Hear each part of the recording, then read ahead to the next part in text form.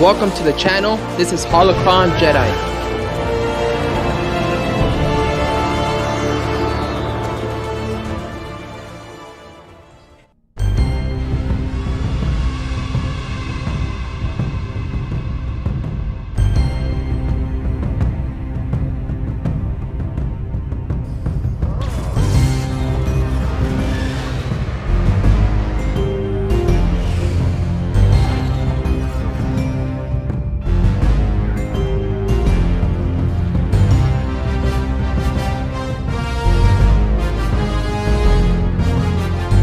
Thank you for watching. In this video, we're going to talk about the book of Boba Fett Chapter 5. And wow, this was an amazing episode, a complete contrast to episodes 1 through 4, especially 1 through 3. I enjoyed Chapter 4. They actually brought Boba back to being who Boba Fett is in that one, in my opinion. But Chapter 1 and 3 were too long. They could have cut down on the Tusken backstory with Boba Fett. They could have trimmed it down, and they could have completely taken out the Vespa gang in Chapter 3. Or at least retheme them into a soup bike gang. So my overall score for this episode will be a 10 out of 10. And just to give you an idea of what I've thought about the whole series, I give Chapter 1 a 8 out of 10.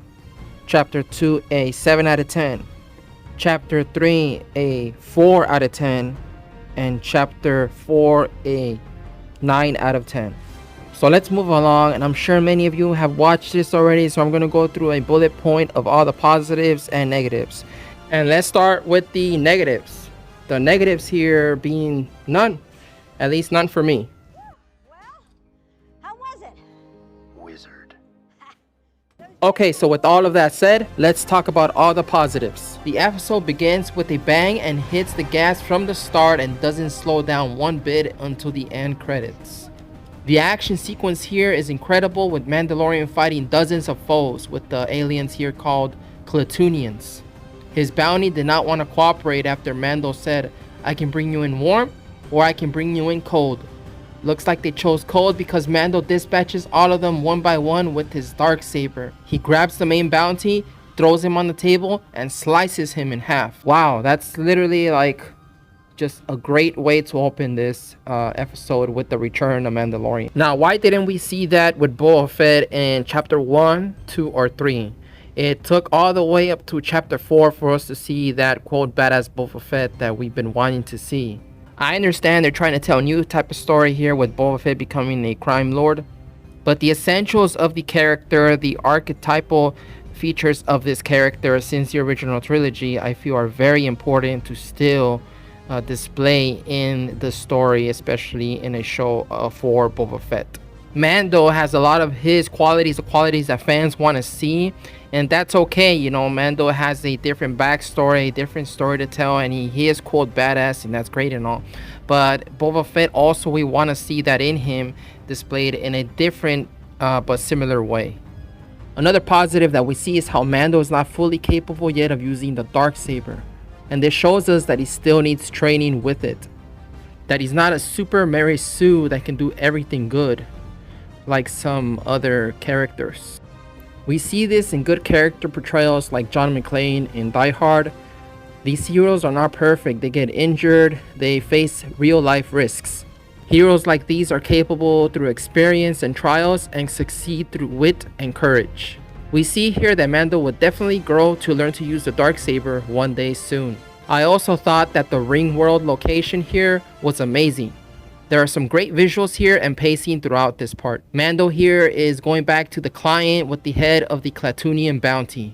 There's some nice camera work here when he meets the client, this female crime lord of the alien species Ishi Tib. She congratulates Mando on the bounty and offers him another one. This crime lord really wants to use Mando to kill her enemies ruthlessly, but Mandalorian doesn't care about any of that. He wants to find the location of his Mandalorian friends. Next positive is the entire scenes with the armor and Paz Vizsla.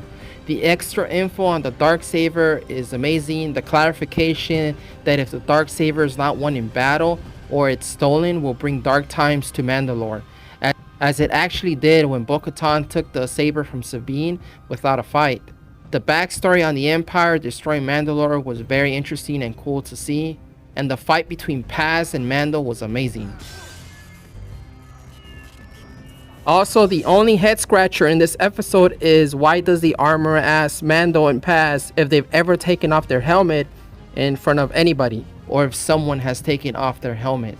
Mando reveals that he has, and the armor instructs him that if he wants to stay in Mandalorian, he must go to the living waters beneath the mines of Mandalore. Wow, all of that sounds amazing. Sounds like something you'd see in Lord of the Rings.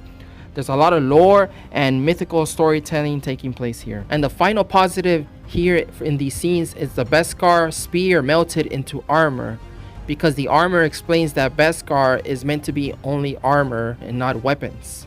Therefore, this tells us that the spear must have been created by a non-Mandalorian who wanted to use the spear to kill Mandalorians. Mando requests the armor be made for Grogu. That is pretty awesome. It would be very cool to see what Grogu's armor will look like when revealed. What a great first act here. Very impressive storytelling so far.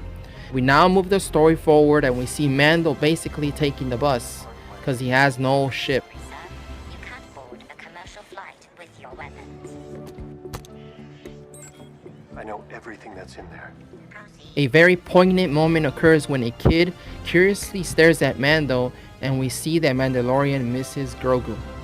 We get to the second half of the episode, which takes place on Tatooine on the spaceport of Mos Eisley. We meet Peli Motto, and many fans have expressed their dislike for this character, and I can understand. Me personally, I don't mind her. She's a good contrast to the dark and serious characters in the story here, and she adds levity and exuberance to the scenes here, especially those when Mando test flights his new ship. Sure, you could have cut some of those Jawa jokes that she said there. Taking those out probably would not have hurt the scene at all. But putting that nitpick aside, the sequence here is fun to watch and it pays off when we see Mando test flight his new ship. Mandalorian seeks her out to get a new ship, and I covered this rumor in my previous video on his new ship and it being the N1-Naboo Starfighter. And lo and behold, it is. But this one is basically falling apart and it's in really bad shape. So the next sequence is Mando and Peli rebuilding the ship into this fast speeding hot rod of a starfighter. And the final sequence in this episode is pure Star Wars and something George Lucas would have directed.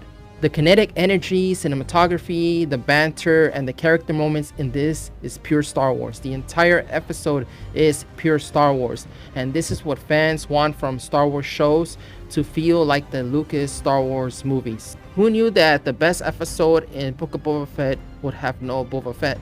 It's unfortunate that there is no Boba in this. It's unfortunate that the earlier episodes were given to directors and possibly even writers that don't understand Boba or even Star Wars.